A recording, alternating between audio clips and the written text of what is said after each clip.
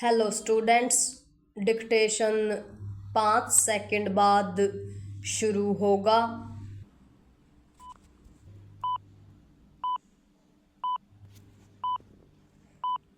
Start. अपने घर का सपना देखने वालों के साथ बिल्डर किस तरह छल कर रहे हैं, इसका पता सुप्रीम कोर्ट की ओर से सीबीआई को दिए गए इस आदेश से चलता है कि वह मुंबई, बेंगलुरु, कोलकाता, मोहाली और प्रयागराज से जुड़े प्रोजेक्टों में भी फ्लैट खरीदारों से धोखाधड़ी में एफआईआर दर्ज करे। इसके पहले उसने दिल्ली एनसीआर के कई बिल्डरों के खिलाफ ऐसी ही एफआईआर दर्ज करने के आदेश दिए थे।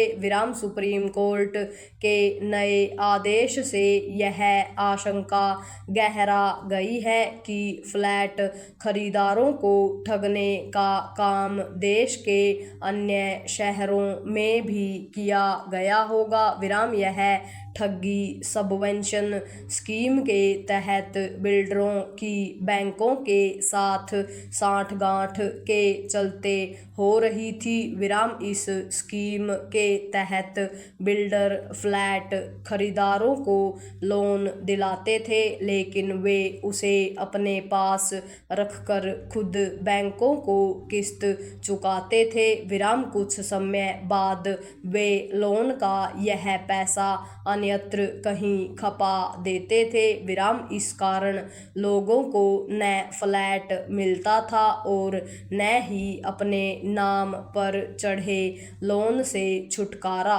यदि बैंक सतर्क रहते तो इस घोटालेबाजी पर अंकुश लग सकता था, लेकिन सुप्रीम कोर्ट का आदेश यही इंगित करता है कि वे भी लापरवाही का परिचय देते थे और उनकी बिल्डरों से मिलीभगत भी थी। इस मिलीभगत ने ही इस घोटाले की जमीन तैयार की। कुछ मामलों में बैंकों ने जिस तरह बिल्डरों की परियोजनाओं का भौतिक सत्यापन किए बिना लोन की पूरी रकम जारी कर दी, उससे यही पता चलता है कि वे बंदरबांट करने की तैयारी किए बैठे थे। इसका एक मतलब यह भी है कि बैंकों में घोटालेबाज अधिकारी अब भी बैठे हैं। पैरा कहना कठिन है कि बिल्डरों की चालबाजी से कितने फ्लैट खरीदारों के घर का सपना साकार नहीं हुआ। सुप्रीम कोर्ट को केवल यही सुनिश्चित नहीं करना चाहिए कि सीबीआई फ्लैट खरीदारों को धोखा देने वाले बिल्डरों और बैंकों के खिलाफ एफआईआर दर्ज कर उनके खिलाफ जांच तेज करें, बल्कि यह भी देखना चाहिए कि ठगी के शिकार फ्लैट खरीदारों को राहत कैसे मिले। यह अच्छा नहीं होगा कि इन मामलों की जांच और फिर सुनवाई वर्षों तक होती रहे। न्याय समय पर न मिले तो वह अपनी महत्ता और लोगों का भरोसा खो देता है। यह किसी से छिपा नहीं कि बिल्डरों की ओर से पहले भी देश भर में न जाने कितने लोगों को ठगा गया है। ऐसे तमाम लोगों को अब भी राहत नहीं मिली है।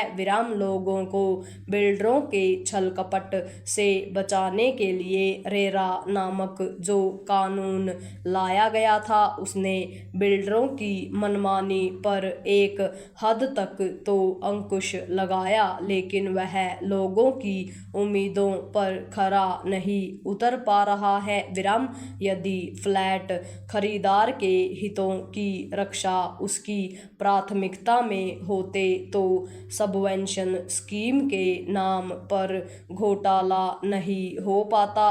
अच्छा हो कि रेरा वालों की लापरवाही का भी संज्ञान जान लिया जाए। पूर्ण विराम।